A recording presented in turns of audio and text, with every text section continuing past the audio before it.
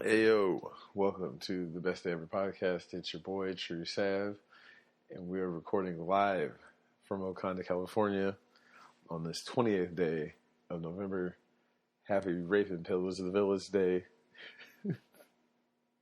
See, shit like this got me kicked out of the family group chat. Like I said, I'm moving this week, so I won't be able to record on Sunday or Monday. So we're doing this on Thanksgiving. Why not? Or I'm sorry, Rape and Pillars of the Village Day. I personally don't celebrate R&P Day. I don't really feel like there was much to celebrate. If you do, God bless you. I hope you and yours have a good time. I'm not really one for genocide. So, sorry about that. But yeah. It's a sad, sad day here. Enjoying my last few days in the struggle apartment. There's boxes all over the place. I don't have clothes. I've been washing the same pair of clothes. I got 5 pairs of underwear, 5 socks and drawers, 5 shirts, 5 pants. Everything is packed. The only thing not packed is the computer, the TV, a couple pots and pans for us to eat out of. It's trap house over here. I'm trying to tell you. Whew. But I am excited. We get up out of here, chalk it up, start anew. We can record from the live. We can record from the brand new Tru Savage Studios. Pictures will be coming December 3rd. Well, since nothing exciting happened this week, and I've made promise after promise after promise, I guess it's time for an origin story. This will be the story of 6 guys with Census 2000 t-shirts and a Sharpie that changed an entire neighborhood. 30 for 30 presents the Tru Sav Chronicles. So, this all started. Let's get in the way, way back machine and talk about how this all started. The original 6 of us was Phonetics, D-Rock, Jimmy Dick, Michael motherfucking Wiggity Westside, Whiteboard, World War III, Worley, Dagwood, and of course myself, Tru Sav, Stizzell. And it started from Dagwood and Fawn knew each other from back in the day. D-Rock knew Gemma from high school. And then I met them in middle school. And Michael motherfucking Worley was their neighbor. So when we all ended up going to the same high school, well, Phonetics and myself went to the same high school. D-Rock, Worley, and Jimmy Dick went to the same high school, and Dagwood went to a different high school, but we all still hung out. So this was maybe 98, 99. But the commonplace was I had the whip. So I would always be over at the house. So this led to some exciting adventures because in high school I had a car. Or I'm sorry, in high school I had my own apartment. My uncle stayed there, but for the most part it was my apartment. So we would always, on the weekends, we would always hang out. But then once school got out and we had nothing but time, we would be at, 9420 Bruceville, also known as Savage Headquarters. Who came up with Tru Savage is lost to history. We'll never really know. I want to say it was Jimmy Dick. I can't remember. It was before my time. But this was the summer of 2000. when every day we would just wake up at the house and it was fuckery upon fuckery. I was working for Pops at the time, and he had some census t-shirts.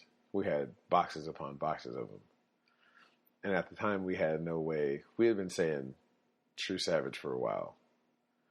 As a matter of fact, I got personalized license plates that said Tru Sav. I'm sure I've posted it on my Instagram plenty of times. But we had no way to identify ourselves in public because that was the thing. You had to be able to let people know. So we took the census shirts, Census 2020, and we made individual shirts. So everyone's shirt had their name on it. It had a slogan. Oh, it was Dad. I think Dad was dropping shit like a pigeon. We all had shirts, and that was our way to identify not only each other, but when we were in a group of people would know. Oh wow.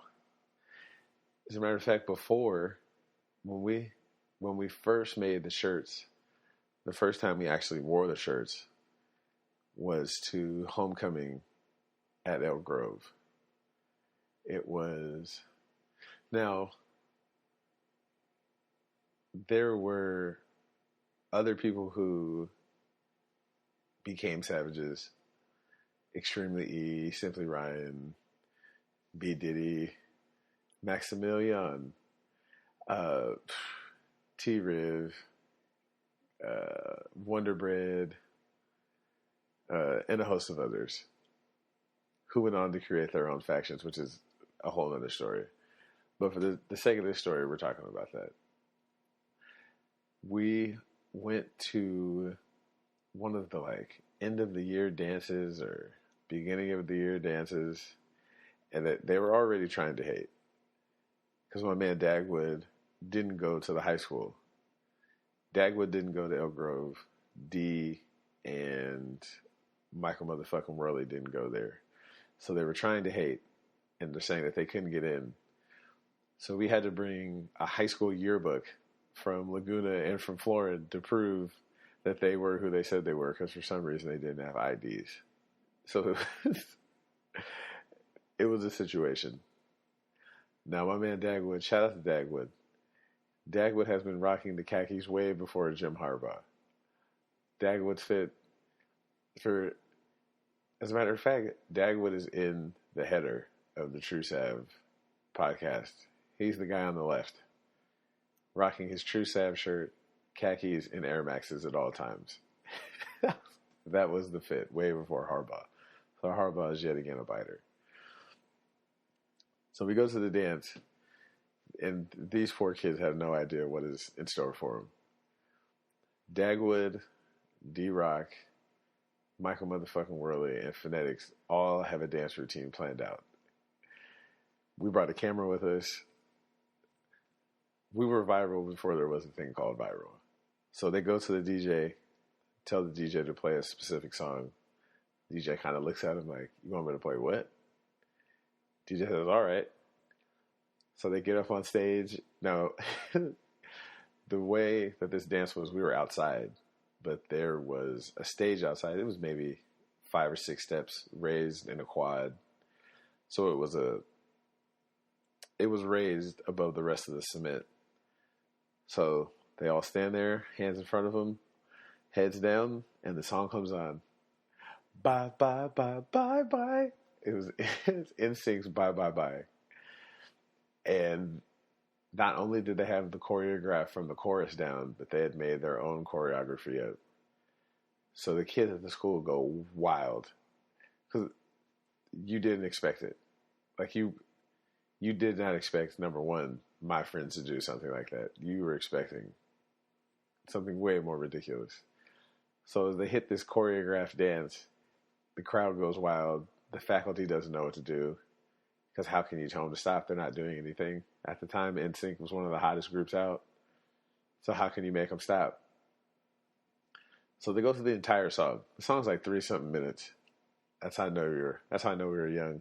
Because I don't think right now we could pull that off. But they pulled it off. Get a standing ovation as the song ends. Oh, what are you guys? Oh, Tru Sav in the building. Tru Savage, Tru Savage. And it was that day that the legend was born. It was right there on the steps of Elk Grove High School. Later on in the day, they wanted an encore, so you got to give the people what they want. They did an encore performance. I want to say one of the moves from Fortnite is what they used to do. I'd have to look. I can't remember. I'd have to ask one of the performers. I definitely wasn't one of the performers. I was always the cameraman. I was better at producing. I wasn't the on-air talent by any stretch of the imagination. So after that, that's what kind of made everybody be like, oh, okay. Like, these guys are fun. This is what made it cool for us to go to parties. Well, this is what made it cool after New Year's 2020, as I told that story before, where New Year's was a little ruckus, so we had to reinvent ourselves. One of the things we used to do in the summer of 2020, because I had graduated in 2000, phonetics, D-Rock, Dagwood, and Gemma. No, Gemma was a year ahead of me. I graduated in 2000. D-Rock, Fawn, Worley, all graduated in 2001. We used to play a little game. There used to be a pack and save, maybe, I don't know, a mile from the house. And they used to sell packets of eggs, like not even cartons. They would sell like sheets of eggs, maybe 24, 32 or something for $1. So we'd buy 3 or 4 of them. We didn't have anything to do. The car I had at the time was a Volkswagen Cabriolet that we affectionately called the Rabbit. And since it was a convertible, this made it easy to throw eggs out of it. So, being the wayward youth that we were, we used to ride around and throw eggs at people. Just ride around, see somebody at the light,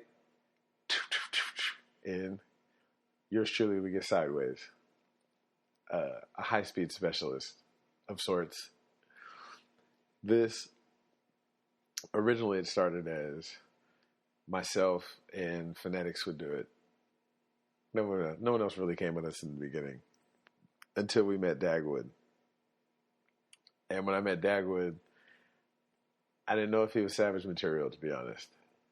My man came out of the house with a long sleeve t-shirt on with floor and high basketball shorts. Floor and high football shorts that were a little bit above thigh high with his patented Air Maxes. As we started off our trip, I was still kind of wary until my man Dagwood went 12 for 12, meaning that every egg that he threw hit somebody. He was throwing eggs at cars passing us. He was throwing eggs on people on bikes. He was throwing them at houses. My man was a sniper. And after that, I was like, yeah, he's cool as a motherfucker. I like this guy. That's what's up. Of course, after that, we graduated to throwing them at specific people's houses. Because, I mean, what's the fun in throwing them at people you don't know? Our favorite target was one of the vice principals at the high school. We used to terrorize my man's house. So much so to the point that every Friday, like, we just knew, like, hey, we're bored. Let's go fire up the vice principal's house. Originally, this started with my man, Arenthal. It was me, Arenthal, and Fawn would go.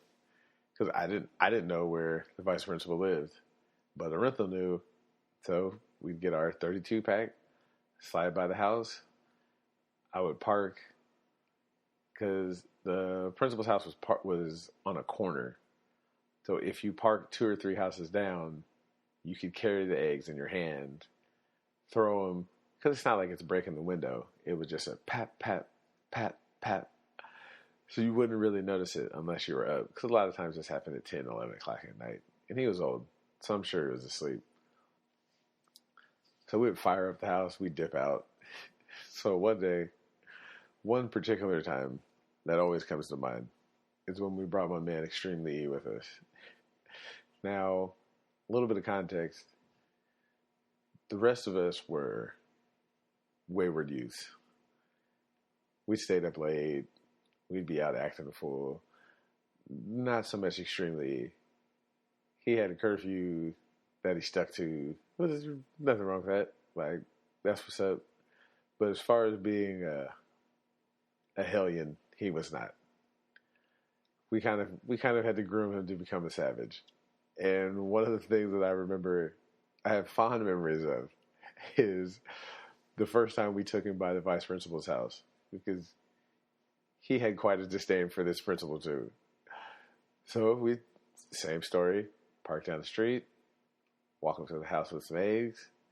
You throw a couple, maybe 4 or 5, and then we bounce. My man Extremely threw at least 14 or 15 of them.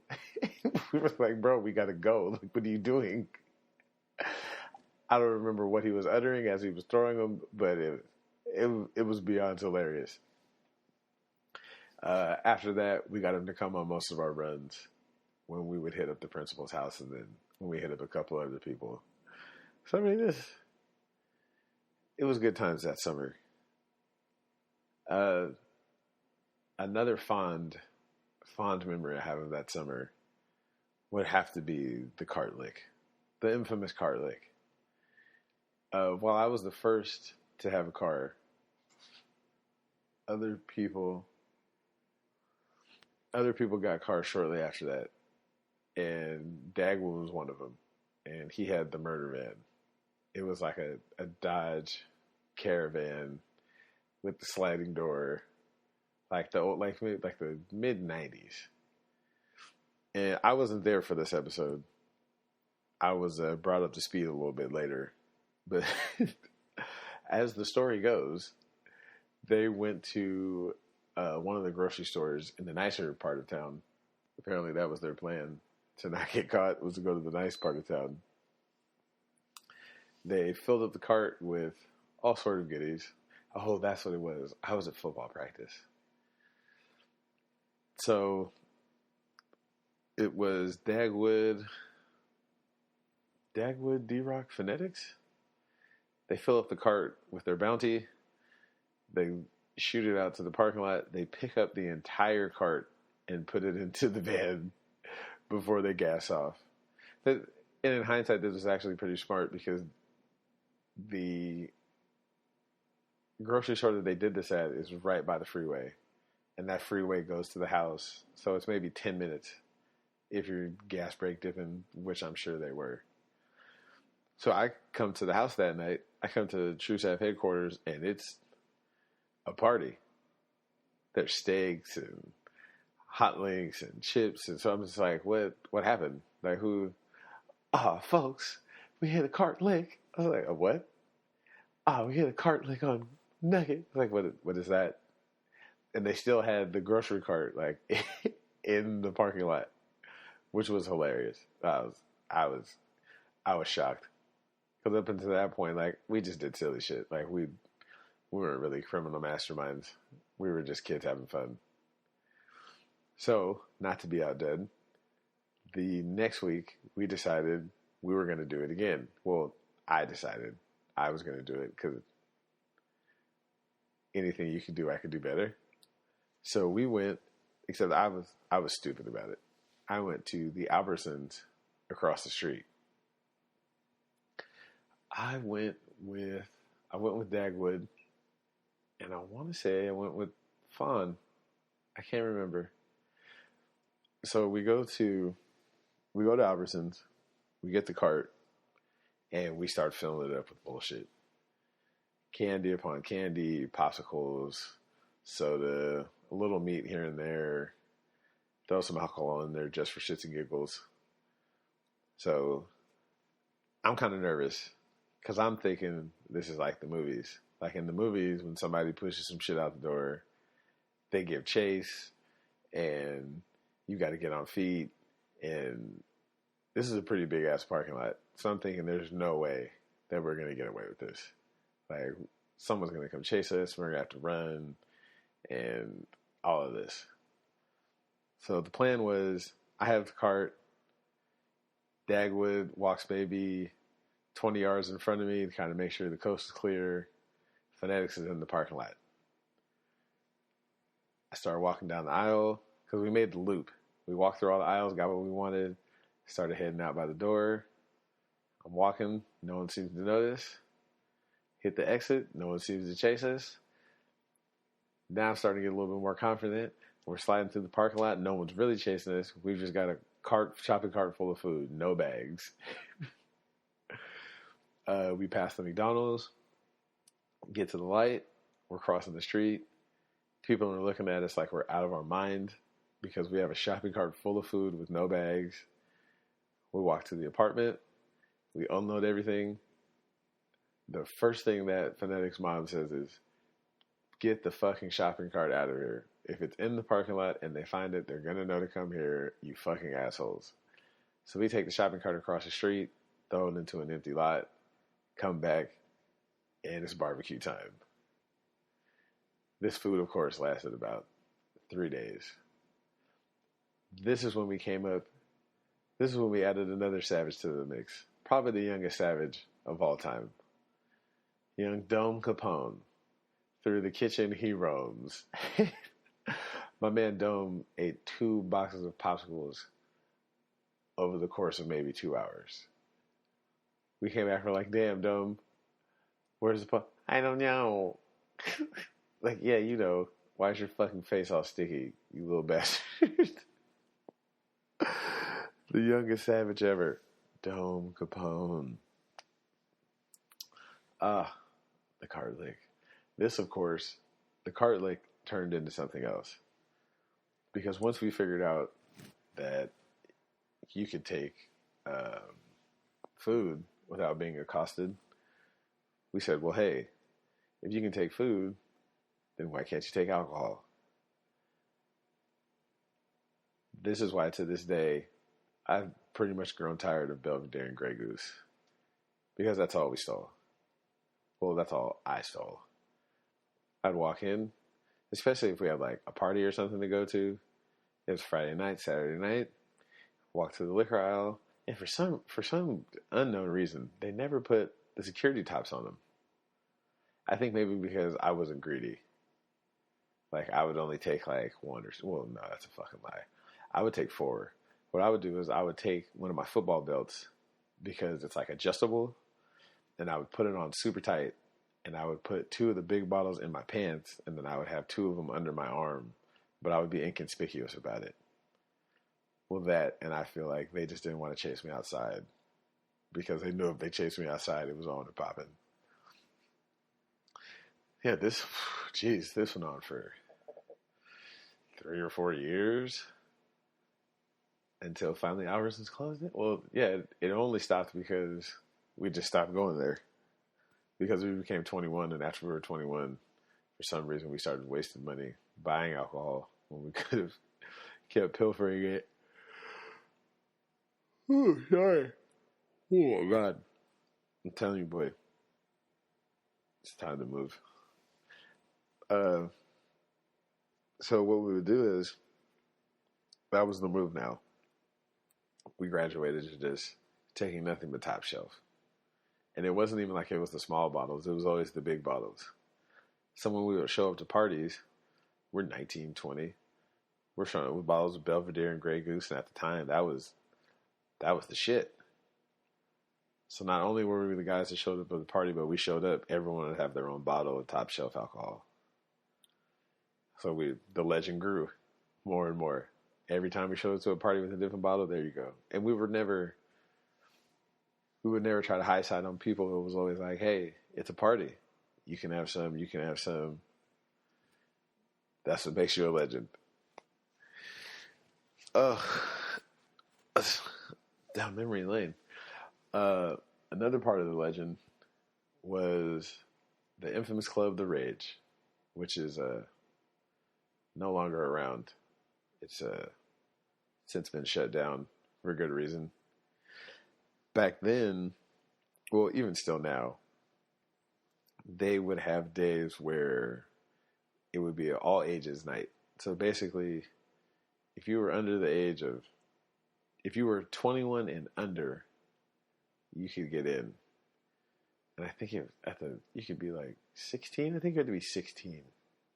It's like 16 to 21 or something. You couldn't be fucking 12, but you get the point.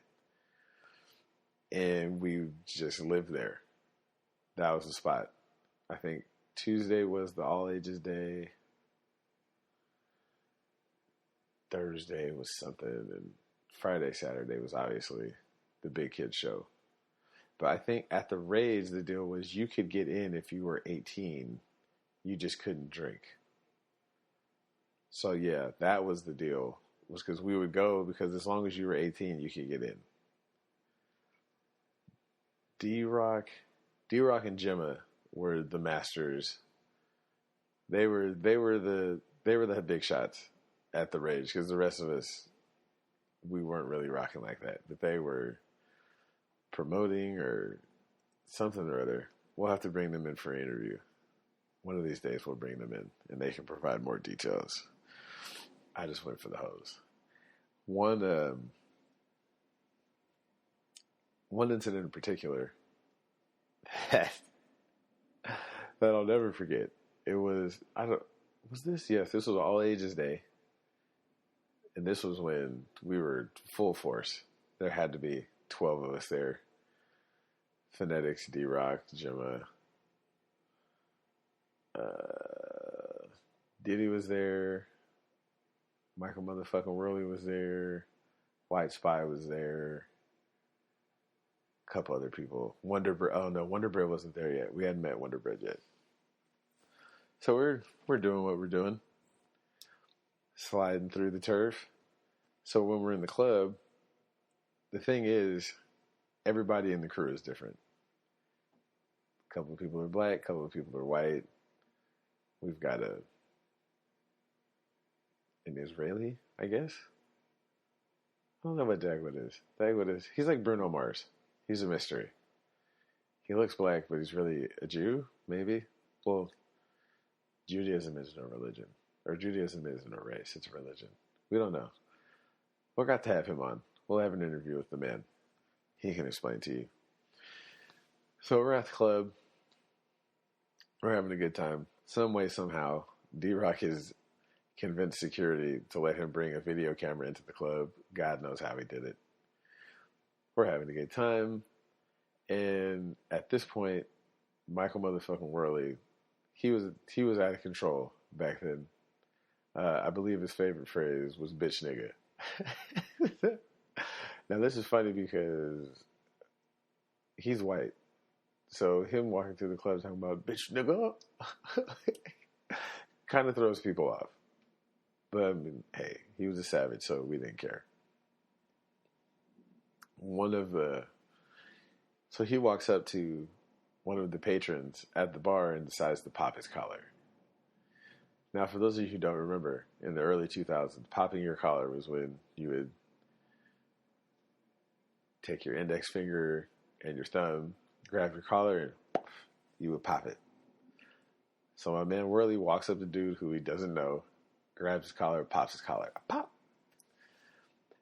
As my man goes to turn around, the guy whose collar just got popped makes a move like he's going to punch Mike. So him not knowing that we're all with him, all you hear is, whoa, whoa, whoa, whoa, whoa. Oop, oop, oop. Dude is accosted in the club. So there's a slight scuffle. We take things outside. Now he realizes that they're outnumbered.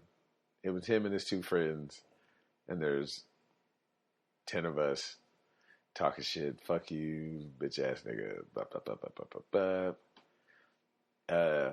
He proceeds to get into his 1988 Pontiac Firebird, but now the car is surrounded. So he's got to decide what he really wants to do. So, me being the cool, level-headed person that I am, I decide, you know what? Let's take this up a notch. So I decide to climb on the roof of his car. So I'm talking shit on the roof of his car. So now the crowd's really losing it. Because they're like, oh, this nigga's on the hood of the car. Oh, shit. In hindsight, this was pretty fucking stupid. Like, I don't know why this... Big players make big plays in the moment. So, dude does what any reasonable person would do when a fucking 300-pound gorilla jumps on the hood of your car. My man gasses off. So as he gasses off, I fall forward. I don't know how this happened. I kind of roll off of the top of the car. I hit the bumper and then land on my feet. So now the crowd's really going wild because it's like, oh, this nigga landed on his feet. Oh, so now I'm chasing the car, spewing obscenities. Fuck you bitch ass nigga. So on and so forth. And now the crowd loves us. Because we're all young at the time. And they all recognize us. We all come there all the time. The legend continues to grow. It's wow. This was all in one summer. Like we were out of control. We were absolutely out of control. I don't know. This same summer, there was, the infamous. There was a girl whose name has been lost to history. She went to Elk Grove with us. And this is when we first, you know what? As a matter of fact, someone has the footage of this. Somewhere out there in someone's garage, there is a VHS tape of all of the stories I'm telling. If I can ever find it and put it onto a DVD, no, I can't upload this. We're all married now and adults. We'll probably watch it one day. So I digress. We are going to a house party. One of the things that we do all the time. Who went? I was with, it was me, D-Rock, Jim and Dick. Phonetics. What? No. It was me, Gemma, D, Michael motherfucking Worley. I don't know if Phonetics went to this one. He had to have. So, we're going to this party in Camden. Camden Passage is a housing development in Elk Grove. So we go to this party, and it was lit. This was back when house parties used to be the shit. Like, people still had house parties. We pull up to the house party, and it's popping. There's fucking people outside. There's people inside. It's packed. Wall to wall. So we're having a good time. This and this and this. One thing leads to another. And a corrupt song comes on. The girls all pause. Now again, back in the early 2000s, gangbang was just dying out. People used to C-walk. Even the C-walk is short for Crip Walk. Even though a lot of times people weren't actually Crips. It was just something that you did. And usually when a corrupt song came on is when you did it. So, like any other party, the girls all pause. Niggas start Crip walking. Doop, doop. So all of a sudden, fuck that shit, cuz. You're like, wait, what? And a chair flies across the room. They get hit with the chair, so another chair flies back. Next thing you know, people are getting punched. Now, it's pitch black. It's a house party. It's not like the lights are on. They fucking tore. It looked like a Western. Or it looked like a cartoon. Like when you just see a tornado of fists and feet and people popping out of the tornado and motherfuckers are spilling all over the ground. They roll out through the front door. They're still fighting. Now at this time we have all moved outside because we weren't about that life. Not with them. If it would have been a different situation, we might have been involved. But they were grown to us at the time. They were 25, 26. We were 18, 19. We wanted no part of this. So, of course, it's Sacramento. In the famous words of SIBO, let me quote the ghetto laureate SIBO. I'm from the town where house parties be known for cracking for 10 minutes. Then it happened. Niggas capping and scrapping. Sideways down the block, gang signs out the window. And that's exactly what the fuck happened. As soon as the fight ended, they went outside. Next thing you know, somebody got shot. Just that quick. This did not help our legend grow. Because no one really knew us there. This was an adult party we just happened to be at. But this was that summer. It was, and the odd part about it is that we almost missed it because we went to Savtacular's house to try to get him to leave. Like, yo, we're at this party down the street. You should come through. And he was like, nah. We slid back to the party right as the dust up happened. So like we came back in time just to watch the melee breakout with all about impeccable timing. Another party we went to was in Wilton. For those of you who don't know, who aren't familiar with the Sacramento area, Wilton is... Elk Grove is a suburb on the outside of Sacramento. So Sacramento ends and Elk Grove starts. Well, Wilton is the city past Elk Grove where they still have Klan meetings. So you always have to be wary when you go to a house party in Wilton because you never know how people are going to feel about your presence there if you're of the African American hue. So as we get there, it was popping, regular Wilton party. It's outside. There's maybe, I don't know, 150 people. Out of the 150, there's 15, 20 black people. We're kicking it. Everybody knows it's us. Oh, Tru Sav in the building. The girls. Oh, there was no assaults after the crip walking this time. Because it was, for lack of a better term, it was some hicks. They were cow folk.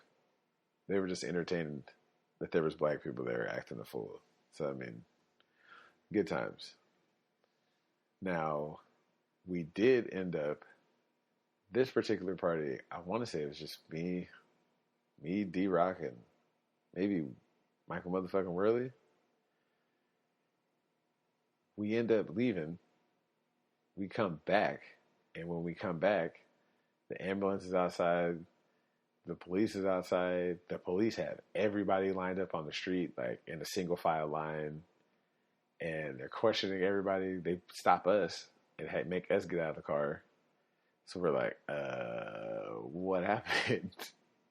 Apparently, when we had left, one of the black guys had gotten into an argument with one of the white guys, and the white guy pulled a rifle out, like a 22 or something, and shot dude.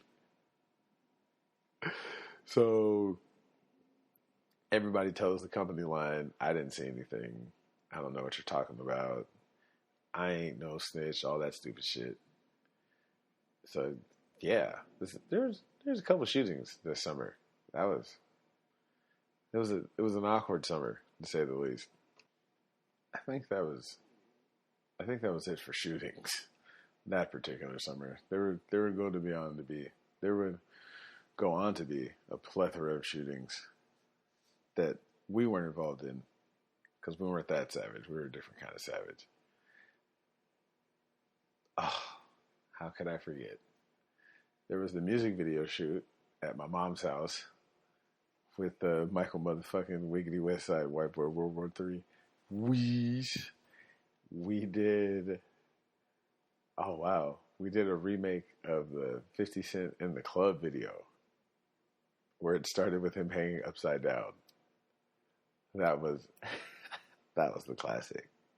No, I take it back. The first video that we made the first music video that we made was when my man Michael Worley used to rock that trench coat and he was doing a particular move that we fondly called serving it, and it was to Big Pimpin'. Now, at the time, I didn't know Mike. D and Fawn knew him. So when I came over, he was still quiet around me. He didn't particularly have much to say. But when Big Pimpin' came on, my man turned into a dancing machine. He was Napoleon Dynamite before Napoleon Dynamite. Like, in hindsight, I feel like that character was based on Michael motherfucking Worley. That if we could find that video, that would be a sight to see. Actually, that video, what would also be a sight to see would be the backyard wrestling videos that we used to make. Jimadick, myself, as a matter of fact, I think I have a picture with the World Heavyweight Championship belt. Who is in that? Michael motherfucker. As a matter of fact, Worley is in the picture with his shirt on. And Kevin Goku, let me sleep on your couch for a couple weeks. Super Saiyan Rivers is in the picture. Yeah, let me see if I have that. I'll post that one. We used to do, this was when WWF, not WWE, I'll never call it that, was the biggest thing on the planet. And so we were bored. So we would do crazy shit. We would make up matches in the backyard and shit. Specifically, D-Rock, Worley, Jimadick, myself, and Let Me Sleep on Your Couch Rivers. And we would do hardcore matches. Meaning we had we had the Ghetto Blaster. For those of you who don't know, it was just a boombox. And we had the intro music to different WWF superstars. So we would go into different places like a Bel Air, which is a grocery store. We'd go into Blockbuster, Albertsons, Target. We did it in the movie theater. We did it at the mall. There was actually a stage. It was, I want to say maybe, yeah, it was summertime because there was a stage set up, and who had the referee shirt? I was always filming for some. No, I wasn't filming this time. D-Rock was filming. And someone would be walking around with a belt. Next thing you know, someone would do a hardcore match, and a wrestling match would break out.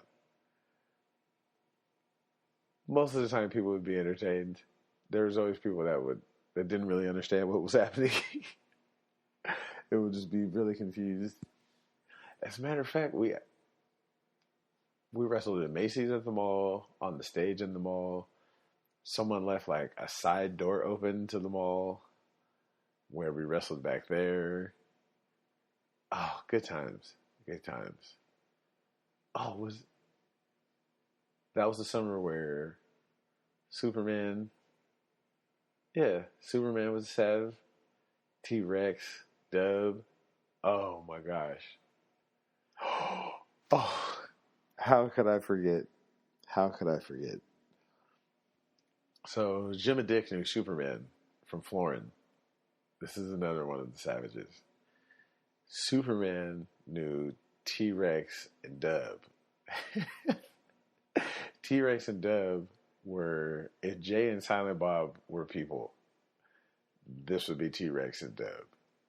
They were from Oregon, and they were the oddest savages of them all. And Superman was a nice guy. He was a sweetheart of a guy. A gentle giant. He was, 6 foot, 220, 230. Dub was probably 6'2", probably 250. And T-Rex was, I don't know, 6'1", 180. So, Superman worked at the mall. And he had a girlfriend whose name will be redacted for the point of this story. So, Superman's girlfriend was being harassed, for lack of a better word, by this guy at her job. And she told him, like, I got a boyfriend, this and this and this. Like, don't talk to me, blah, blah, blah. And dude just wouldn't take no for an answer. So we decided to come up with a little bit of a plan. We told her to have dude meet her in the parking lot of the mall. Ooh, that hurt. It was Jim and Dick, D-Rock, and myself in one car. Yeah. Dub, T-Rex, and Superman in his girlfriend's car. So we were some fucking scoundrels. So we tell dude, hey, come meet me. Or no, she met him in the mall. She parked her car on whatever level. And I'm telling this fucking story horrible. Let me start over.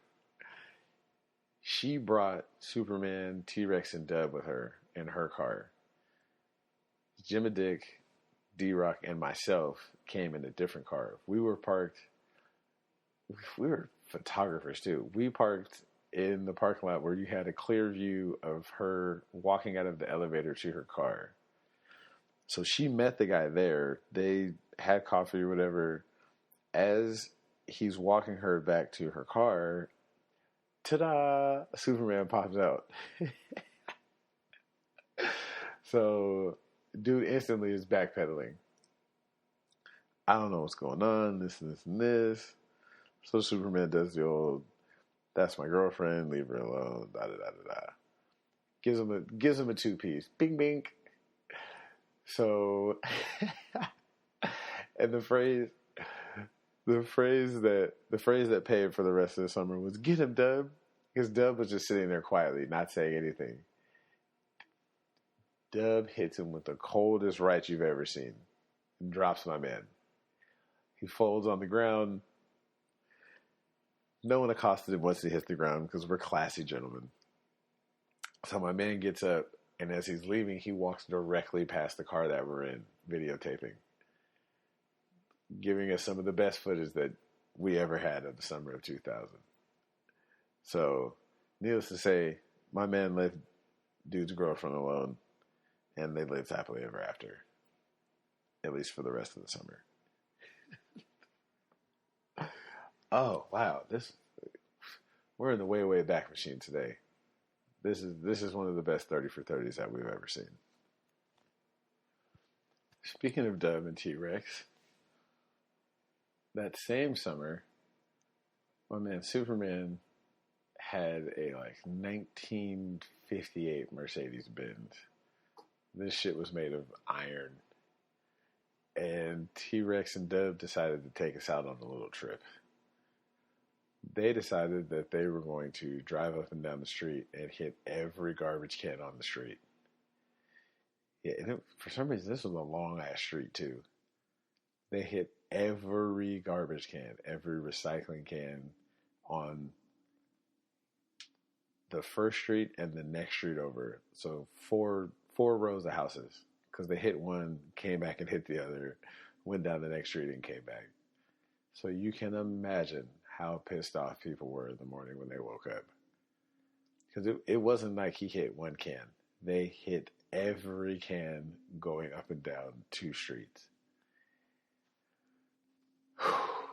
That was a rough one. That was pretty fucked up. I mean, I didn't do it. I was just a witness. Dub and T-Rex were some wild boys.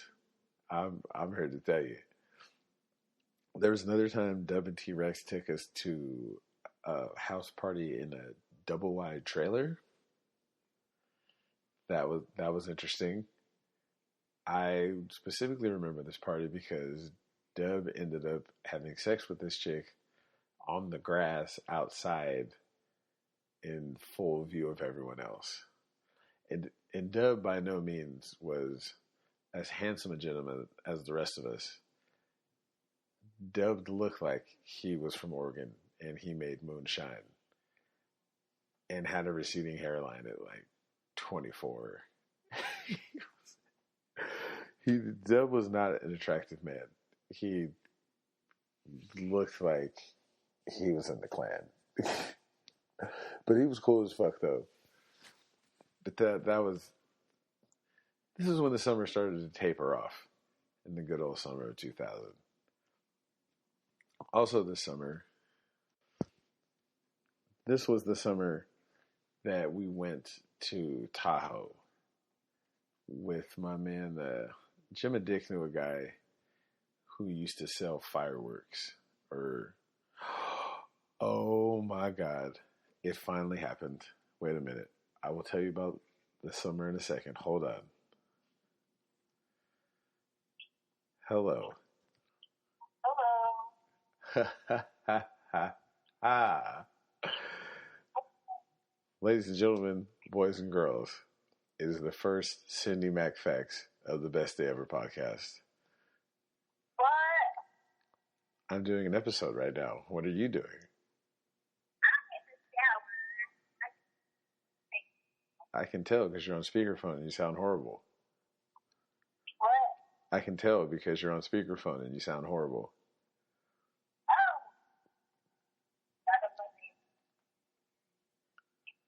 I'm a clean ass motherfucker. Well, thank you for that.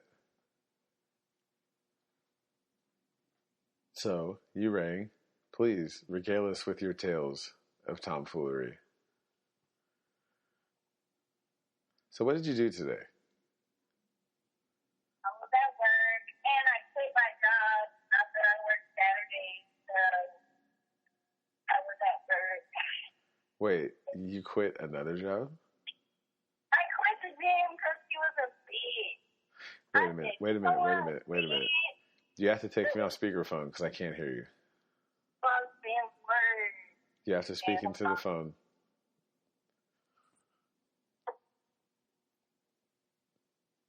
Hello? Yeah. There you go. You have to speak into the phone. Otherwise, we can't hear you. You can hear me, right? Kind of. Well.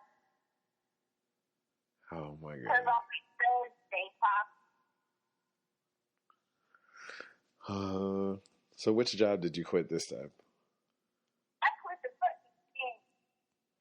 fucking gym. Oh, yeah, we talked about this. Why did you quit the gym? Because I'm not getting no write-up from a bitch that don't shit. That's why. How's that jacuzzi going? Huh? How is the jacuzzi going? Well, it's still in the mail. So you actually bought a jacuzzi for your apartment? Yeah, but I think I'm going to return it and rebuy it on Cyber Monday, so it's on sale. So your apartment is going to be like Eddie Murphy's in Coming to America. Huh? Have you seen Coming to America? I only saw the part where he was like, what do you want to do? And she's like, whatever you like. And he's like, no, I want to do what you like. She's like, whatever you like. That's the only part I saw. Well, one day we'll have to watch it. That's like one of the greatest movies of all time. Say what? Do they have a jacuzzi in the dining room? They had a jacuzzi in their living room. Yes, they did. So I'm not the first one to that. No, and I'm sure you won't be the last. Yeah. Well, I talked to your boo thing, Nelly, today. Huh?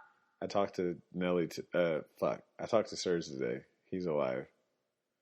He's alive? Yes. Did you ask him why he fucking got me for fucking sandwiches yet?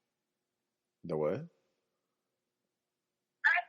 I bought this motherfucker a Popeye chicken sandwich. And this motherfucker said, oh, I'm going to buy you a sandwich. And I never got my fucking sandwich. I will ask him the next time I talk to him. No, Brianna said she wants a Popeye chicken sandwich. Is he on Christmas? Well, I'll be sure to ask him the next time I talk to him. I expect my chicken sandwich the next time I come for a corn syrup. I don't think Popeyes is selling chicken sandwiches anymore. I don't think Popeyes is selling chicken sandwiches anymore. They are selling chicken sandwiches, so you have to bring your own bun here. Say that again? There's a sign that says BYOB, bring your own bun. And then, because they have the chicken but not the bun, they're out of buns. So as long as you bring your bun and give it to them when you pay, they can make you the gift. That's fucking horrible. How many times have you gone to Popeyes and got that? Like twice. Well, 3 times. Well, twice. I ordered 2 sandwiches that were different in one, so that's kind of like 2 different times.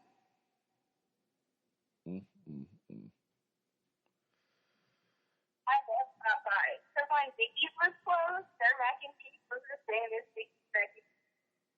So I go there for the Mississippi mud pie and the mac and cheese. How is Dickies? The mud pie is like a Hostess cupcake without the annoying shit in the middle. It's just cake in the fudge frosting with the drizzle. Why? It's so bomb. Osama that's a fucking weapon. Why do you know the entire menu by heart? Huh? I said, why do you know the entire menu by heart? Because KFC was overrated. Says you. What am I going to do with you? Overrated is never a bad thing. That means I have an A, but I deserve it. You know, yesterday was LB's birthday. Huh? Yesterday was LB's birthday. Real? Yeah. Did you get him a present? Hell no. Why not? Shit. Maybe I'll buy him some paddle scrubs. Some paddle. Oh, Jesus Christ. Not that again.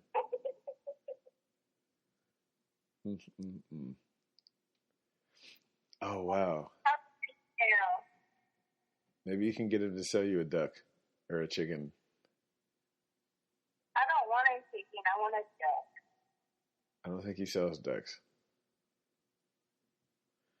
He doesn't even talk to his chickens or make them feel loved. He doesn't even give them a bath. Is that what you would do? Yeah, I give my cats a bath every week. You give your cats a bath? I give my hamster a bath every week. Any animal I have, I give them a bath, even if it's a fish. How do you give a fish a bath? You put him in like a Tupperware with water, but you have to make sure that you put the chemical drops in the water so he doesn't die. I mean, you just rub the fish. Like, rub his scales. And you used to do wash that? his scales and make sure that he doesn't have any shit on him, because you know he swims in a shit bowl. You think fish, just because they can't talk, they don't want a bath? I don't know. I've never really talked to the fish. Annie will tell you, my fish used to dance to music. It was on YouTube until the song got fucking, whatever you call, where they take the song off in your videos, like, no longer available. Copyright? I bought a fish from Walmart when I was with Manny. We went to Walmart and bought a fish. I named it Oil Spill because it was black. And it looked like an oil spill in the water. And I forgot to buy the chemical drop. And so he was about to die. And I noticed the water smelled like fishy. And I'm like, what the heck? So they were like, you didn't put water drop. So then I was giving my fish a bath to make sure that it was okay.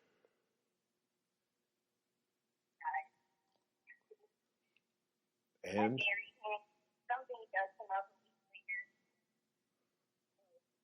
wow. And ladies and gentlemen, that's a Cindy Mac fact. She gets her bitch a bath that she was. Hey, I'm almost done with the episode. I'm gonna call you back in like 5 minutes. All right, bye. Thank you. Ladies and gentlemen, a Cindy Mac fact. I promised you for 3 months I'd give you a Cindy Mac fact, and there it is. She never disappoints. Jesus. Whew. Wow. Oh, before I forget. So, summer 2000, we go to Tahoe to sell some fireworks for this guy that Gemma knows. So we meet him in, where did we meet him? I don't know, North Highland somewhere. So he's like, yeah, you can drive my car out there. Now, mind you, I've never been to Tahoe before. So I have no idea how to get there, where we're going. I didn't know we were driving through mountains. He's like, oh, do you have your driver's license? I'm like, yeah, of course. Like, I pulled him in the car, didn't I? He's like, well, let me see it. And I forgot my wallet. So he wanted me to go all the way back to Elk Grove, which is like 20 minutes, to come back to show him my driver's license. So I'm like, all right, whatever. So I'm already annoyed by dude. So we drive out there. I get my license. I come back. He's satisfied. So we drive out to Tahoe. It's D-Rock, Jim and Dick, and Dagwood. Yeah, we're 4 deep in the rabbit. So we pull up. We pull up to Tahoe, and I've never been to Tahoe. It's summertime. It was 4th of July. We get out there. Now, dude is giving us all of these like glow sticks and all this other stuff. He gives us prices and whatnot. So immediately when we get out there, we have a huddle. And Jim and Dick tells us, look, dude is only expecting about $100 back. So like, make sure that you have like that amount when you do it. So we're like, all right. What about? All right, for sure. So we all set out on our different little thing. We're making prices up, this, and this. Now we've all split up at this point. All of us go our separate ways. So when we come back, oddly enough, wouldn't you know, we all have sold $100 worth of glow sticks. So the guy's looking at us like, so all 4 of you sold exactly $100 worth, like not 107, not 115, not 140. All of you sold $100 worth of fireworks or of glow sticks. We're like, yeah, of course. Like, what do you mean? So I don't know how much he had sold and how much his wife had sold, but it was definitely more than a fucking $100. So he paid us for our time. We drive back to to where I dropped my car off at. Now, mind you, we still had all the glow sticks that were left. So we decided to deck the rabbit out. So we put glow sticks through the tires, glow sticks through the roof. We had a tail on the rabbit that was dragging down the freeway. We were fucking wild. We didn't have any fucking sense. We were being beyond ridiculous. Now, wow. Something else that happened that summer. The infamous saying. So, in the summer, I used to say, when something would happen, someone would tell a story or they would describe what they were doing, I'd say, oh, you're selling wolf tickets. And so they're like, well, what is that? And I was like, well, wolf tickets is just a fancy way of saying you're lying. So D-Rock and D-Rock, Worley, and Jim and Dick shortened this to, oh, you're selling them. So anytime somebody would say something, oh, you're selling them. This in turn got turned into the word tickets. Now, if you were going to give someone some tickets, I'm going to describe to you how you would give someone some tickets. We're going to bring it back for 2020. You're going to take your right hand and ball it into a fist. You're going to take your left hand, lay it out flat. You're going to stamp your right hand into your left hand and then give them their ticket. I think Dagwood was the best at this. Because when someone would tell a story or someone would tell a lie, you would immediately hear, oh, tickets, folks, tickets. This phrase became so popular in our city that maybe 4 or 5 years later after this, I said that to someone. Someone was talking and I was like, oh, tickets. And the girl told me, oh, why are you saying that? You got that from so-and-so. And I was like, wait, what? I got it from someone? And I think that was the moment that we knew we had arrived.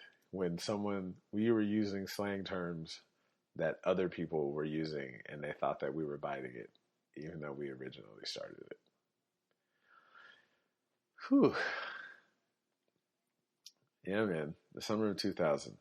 The summer that started it all. Let me see if I can name Fawn, D-Rock, Extremely E, Michael motherfucking Wiggity Westside, White Boy, World War III, Whirly, T-Riv, Goku, Super Saiyan, Let Me Sleep on Your Couch, Rivers, Superman, T-Rex, Dub, D-Moja, Wonder Bread, Captain, Saptacular, Dome Capone, Through the Kitchen He Roams, D Nice. Oh, and there was women too. I forgot. There was a couple of female savages. Letty. Oh wow, yeah. There was like 4. See, we were equal opportunity. There was like 4 women in there. I can't remember. Yeah, for the most part, that was it. El Capitan. Oh, we're gonna have to have a part 2 because I can't think of all the stories right now. I did. Let's see. Papalardo. Oh, that was our coming out party. Joe Papalardo. He had a house in, what is it? Healdsburg, something. But it was closer to my house. He lived off of the Sacramento River. It was like a tree house / boathouse. It was the shit. And Joe Pop had an issue with phonetics for whatever reason. We don't know. No one will really know. But this was the party where we showed up in force that day. We showed up. Everybody had their shirts. Because Joe Pop went to Sheldon and we went to Elk Grove. And at the time, I guess Sheldon thought that they were our rivals. Not really, but you know how that goes. So we had showed up and they didn't want us there, but we had the numbers. So there's nothing they could really do. Another day that the camera was there somewhere, there's some footage of that one. Dagwood was battle rapping. Extremely E was in rare form, knocking bitches down. Whirly was out there serving it. Our cameraman, Disco D-Rock. Jimma, of course, was doing what Jimma does.